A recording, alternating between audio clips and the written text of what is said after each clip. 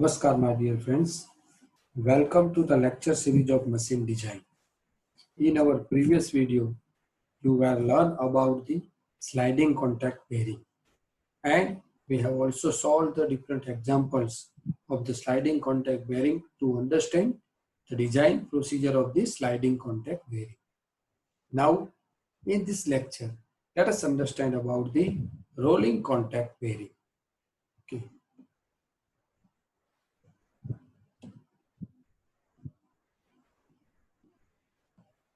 Now, first of all, function of a bearing. Okay, why we are using the bearing? So the main function of any rotating shaft is to transmit the power from one end of the line to the other end. Okay, so it needs a good support to ensure the stability and frictionless rotation. So the support for the shaft is known as a bearing, and the shaft has a running feet in a bearing. So all bearings are provided some lubrication arrangement to reduce the friction between shaft and bearing. So bearing is a mechanical element that permits relative motion between two parts, such as shaft and the housing, with minimum friction. So the functions of the bearings to ensure the free rotation of the shaft or the axle with minimum friction, and the bearing, it supports the shaft or the axle and holds it in the correct position. Also, the bearing, it takes up the forces that act on the shaft or the axle and transmit them to frame or a foundation. Okay, so these are the main functions of the bearing. So generally, bearings are classified under the two main categories. One is the plain or sliding contact bearing, and another is the rolling or anti-friction bearing. So plain or sliding contact bearing, so in which the rotating shaft has a sliding contact with the bearing, which is held stationary. So due to the large contact area, the friction between matting part is high, requiring the greater lubrication. So also it is known as a journal or a sleeve bearing that we have discussed in our previous videos. Then rolling or anti-friction bearing. So due to the less contact area, the rolling friction is much lesser than the sliding friction. So these bearings are also known as a anti-friction bearing. So in this rolling or the anti-friction bearing, the rolling elements are used, and that rolling elements are, it may be a ball, it may be a roller, it may be a needle. Okay. So the sliding friction is replaced by the rolling friction here. So that's why it is known as an anti-friction bearing. Okay. So the most important criteria to classify the bearing is the type of friction between the shaft and the bearing surface. Okay. So depending upon this criteria, it is classified by these two ways: sliding contact and rolling contact bearing. Okay. Now, next, you can see the different rolling or the anti-friction bearings are given here. Okay. Now, load direction and name. Generally, the bearings are subjected to the two load. Okay, so the main function of the bearing is to support the bearing and also it transmit the power. Okay, so at that time, you can see the two types of the loads are acting on the bearing. One is the axial load. Okay, this is known as the axial load, which is acting on the direction of axis of the shaft. So this load is known as the axial load. And here you can see our load, which is perpendicular to this axial load, or it is acting the radially or radial direction. So this load is known as a radial load. Okay, so the radial bearing supports the load which is perpendicular to the axis of the shaft, and a thrust bearing which supports the load which acts along the axis of the shaft. So this load is also known as the thrust load, and here you can see this load is known as a radial load. So this radial bearing, it supports the load. Okay. Now different rolling contact bearings are used in the different applications, and the different applications of the rolling contact bearings are machine tool spindles, okay, automobile front and rear axles, gearboxes, then small sized electric motors, okay, which are used in the household applications like blender, mixture, okay, or washing machines, okay, etc. The bearings used are of the rolling contact bearings, right? And rope sheaves, crane hooks, and hoisting drums. Okay, so these are the different applications of the rolling contact bearings. So numbers of applications are there of the rolling contact bearing.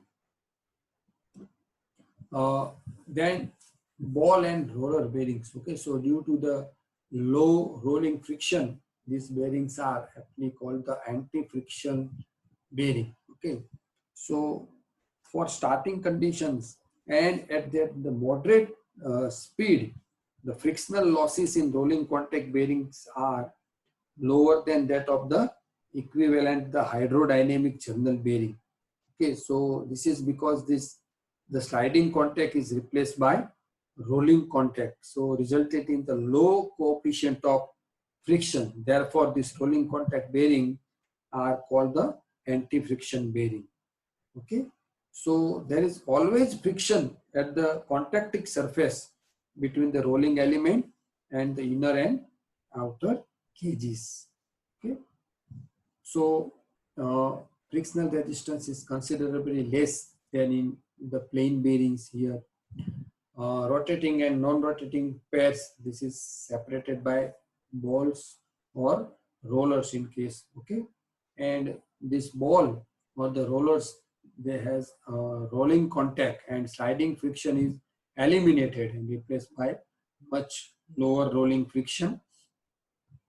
Okay, so in ball and rolling bearing, the initial resistance to motion is only slightly more than their resistance to the continuous running. Okay, so this ball and roller bearings are more suitable to drives subject to the frequent starting and stopping. Okay, so as they save the power. So owing to the low starting torque, low power motor can be used for a line shaft running in bearings. Okay. Types of rolling bearings. So single row deep groove ball bearing. So incorporating a deep hardened raceway which makes them suitable for radial and axial loads in either direction, which provided the radial loads are greater than the axial loads. And single row roller bearing. So roller bearing, they have a greater load carrying capacity than ball bearing of the equivalent size, because they make the line contact rather than the point contact with their rings. Okay, so it is not suitable for the axial loading, and it is cheaper to manufacture. Okay, used for the heavy and sudden loading and high speed and continuous service. Okay, so roller bearings used for the high speed and continuous service. Now, here ball and roller bearings. You can see the different parts of the ball and roller bearing. So, in this ball and roller bearing, generally it contains the three main parts. Okay, outer race, inner race, and rolling element. So, as a rolling element, ball and roller or the needles, they are used, and a cage is used to separate the rolling element at equidistance. Okay, for that it is a cage is used, right? So you can see here, this is the outer diameter of the bearing. This is the width, okay, of the bearing. Okay, and you can see this is the rolling element, a ball, or here in case it is the roller. Okay, and the inner diameter. You can see this diameter is known as the bore diameter, okay, or the inner diameter of the bearing. Okay, here you can see this is the inner ring and outer ring, or it is known as the inner race and outer race. In between these two, inner race and outer race, here you can see this is the inner race and this is the outer race. Also in between this inner race and outer race, the rolling elements are uh, equispaced, they are equispaced distance, and you can see this part is the cage. The main function of this cage is to keep the rolling element at equidistant space. Okay, so the races and balls are high carbon chrome steel to provide the resistance to wear, and machine and ground to fine limit of 0.0025 mm, and it is highly polished and hardened. And the cages are made of low carbon steel, bronzes or brasses, and tough for the high temperature application, and case hardened and stainless steel cages are used. So these are the materials. Okay, so 3 ball bearing, roller bearing and thrust bearings. Okay, 3 bearings with their different parts. So generally 3 parts are there: inner race, outer race and rolling elements, and one more part is known as the cage. Okay, so ball and roller bearing, it consists of, as we discussed, the inner ring, okay, race with feet on the shaft, this part. Okay, then outer ring or the race which fits inside the housing, and ball and roller, it arranged between the surfaces of the 2 races. Okay, so these provide the rolling action between the races. The radius of the track for ball is slightly greater, 5 to 10% than that of the ball themselves. Okay, so the races are radius of the track of the ball, that is the races provided in the is in the inner race and outer race, is slightly greater than the ball. Okay, so the disadvantage of this ball and roller bearing are high cost, and they cannot be used in half, and it creates the greater noise. Okay, the types of bearings, you can see the ball bearing, roller bearing, angular contact bearing, okay, self-aligning ball bearing. So these are the different types of the bearings.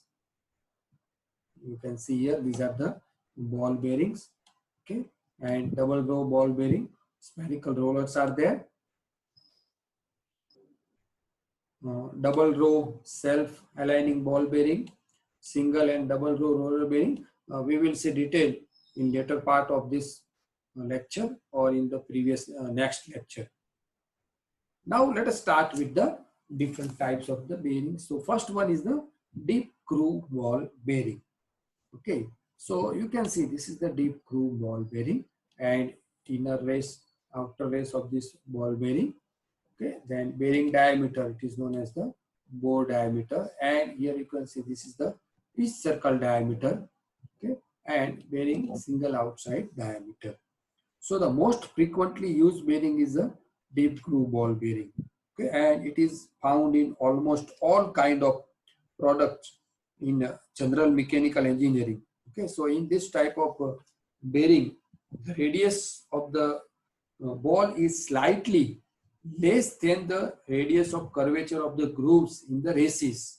So kinematically, this gives a point contact between the ball and races. So therefore, the balls and races may roll freely without any sliding. So deep groove ball bearing have some advantages, and the advantages, so due to relatively large size of balls, deep groove ball bearings has high load carrying capacity. Okay, and deep groove ball bearing, it takes load in the radial as well as the axial direction. and due to the point contact, okay, due to the point contact between the balls and races, the frictional loss and the resultant temperature rise is less in this bearing. Okay, so the maximum permissible speed of the shaft, it depends upon the temperature rise of the bearing. So therefore, the deep groove ball bearing, it gives the excellent performance, especially in high speed applications. And deep groove ball bearing, it generates the less noise due to the point contact. Okay, and this deep groove ball bearings are available with bore diameters from a few millimeters to up to the 400 millimeters. So it's available in large number of varieties. Okay, deep groove ball bearing. And this deep groove ball bearing is used in the general purpose applications. So numbers of applications are there of this deep groove ball bearing. Okay, so there are some limitations also of this deep groove ball bearing. So deep groove ball bearing is not self-aligning. Okay, so it is accurate alignment between axis of the shaft and housing bore is required.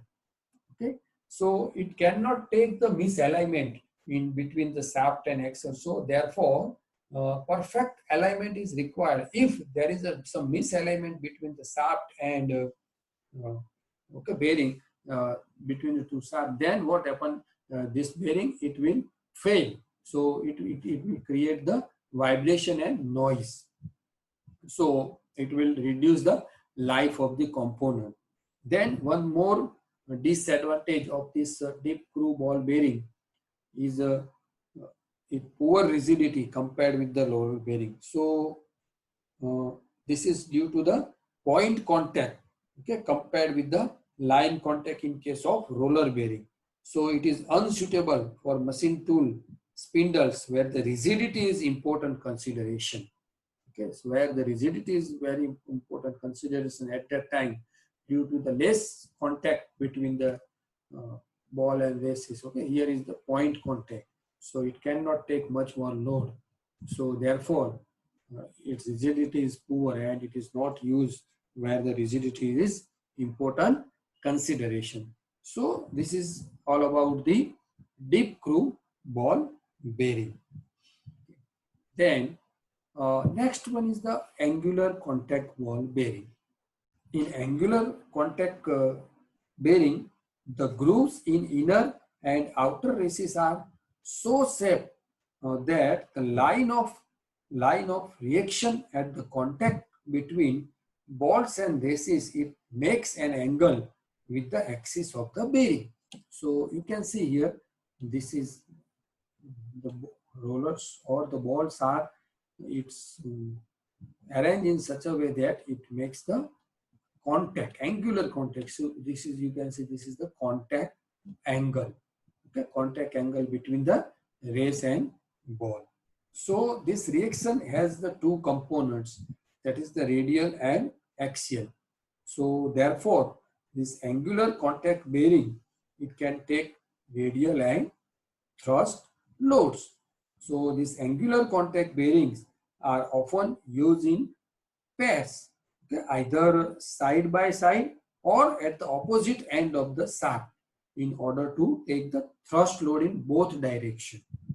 Okay, they are using pair because if we are using only single row of the angular contact ball bearing, that so due to that single, it will produce the more thrust load, more axial load. So to nullify or to minimize the effect of the axial load, these angular contact bearings are used in a pair of the opposite angle. So okay, so these bearings are assembled with the specific magnitude of preload. Okay, so there are some advantages of this angular contact bearing.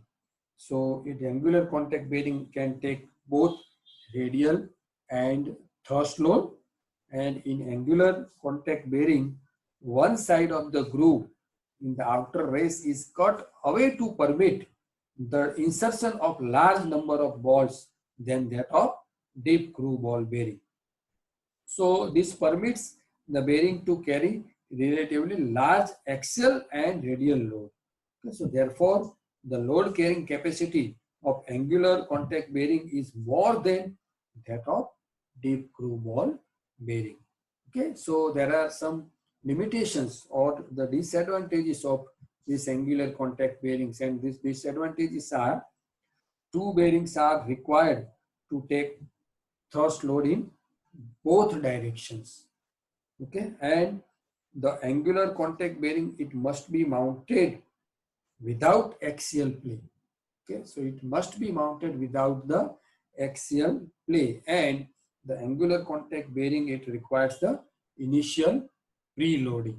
Okay, so it requires initial preloading, and it must be mounted without the axial play, and it is used in the two bearing. Okay, so these are the limitations or the disadvantages of the angular contact bearing. Then next one is the cylindrical roller bearing. So when the maximum load carrying capacity is required in a given space, so the point contact in ball bearing is replaced by the line contact of the roller bearing. Okay, so here in this roller bearing, you can see there is a line contact between the race and the rolling element is a roller. Okay, so in case of the deep groove ball bearing, there is a point contact between the ball and the races. Okay, so therefore, the cylindrical roller bearing is consists of the relatively short rollers that are positioned and guided by the cage. Okay, so as we discussed earlier, there is uh, when the rigidity is the main point of the considerations at that time, the roller bearings are used. Okay, so it can take the more load compared to that the deep groove ball bearing. Okay, so there are some advantages of this cylindrical roller bearings uh, due to the line contact between the rollers and races. The radial load carrying capacity of the cylindrical roller bearing is very high. Okay, and this cylindrical roller bearing is more rigid than this ball bearing, and the coefficient of friction is low, and the frictional loss is less in high speed applications. Okay, the coefficient of friction is low and frictional loss is less in high speed application. That's why these cylindrical roller bearings are used at the high speed applications. Now, there are some limitations or the disadvantages of this cylindrical roller bearing. So, the disadvantages of this roller bearings are in cylindrical roller bearing, it cannot take the thrust load. Okay, so we cannot use when the axial or the thrust load is produced, okay, because it cannot take the thrust load. And this cylindrical roller bearing is not self-aligning, so it cannot tolerate the misalignment. So it needs the precise alignment between the axis of the shaft and bore of the housing. Okay, and cylindrical roller bearing, it generates more noise. Okay, so this bearings, it generates the more noise. So their operation is not quiet. Okay, so it generates the more noise. Then next one is the taper roller bearing. So this taper roller bearing, it consists of the rolling elements in the form of frustum of cone. So they are arranged in such a way that the axis of individual rolling elements, it intersect in the common apex point. So you can see here this common apex point on the axis of the bearing. So in kinematics analysis, this is the essential requirement for the pure rolling motion between the conical surfaces. Okay. So in taper roller bearing, the line of resultant reaction through the rolling element, it makes an angle with the axis of bearing. Okay. So you can see this is the contact angle. Okay, so therefore this taper roller bearing can carry both radial and axial load. So in fact, the presence of either components result in the other acting on the bearing. So in other words, we can say the taper roller bearing is subjected to pure radial load, induce a thrust component and vice versa. So therefore, these taper roller bearings are always used in pair to balance the thrust component. Okay, so those taper roller bearings has a separable construction. The outer ring is called the cup. Okay, this outer ring, this is called the cup, and okay, and inner ring, it is known as the cone. Okay, outer ring is known as the cup and inner ring is known as the cone, and this cup is separable from the remainder assembly of the bearing elements, including the rollers, cage and the cone. So some advantages, okay, advantages of these taper roller bearings are uh, it can take the heavy radial and thrust load. Okay, taper roller bearing has more rigidity, and this taper roller bearing can be easily assembled and disassembled due to the separable parts. Okay, and the disadvantages of this taper roller bearings are it is necessary to use the two taper roller bearings on the shaft to balance the axial forces. It is necessary to adjust the axial position of the bearing with preload.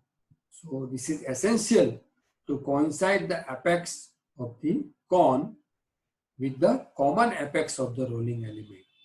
Okay, and taper roller bearing cannot tolerate the misalignment between the axis of the shaft and housing bore, and this taper rolling bearing are costly.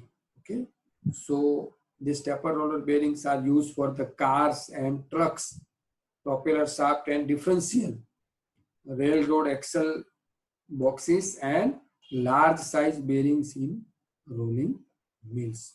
Okay, so this is about the taper roller bearing. Okay, so uh, I hope you can understand about these different types of the bearing. Okay, and in our next lecture, you will learn about the thrust bearing. Okay, then self-aligning bearing and selection of bearing types and static load capacity and dynamic load capacity of the bearing. So thank you very much, friends. Thank you.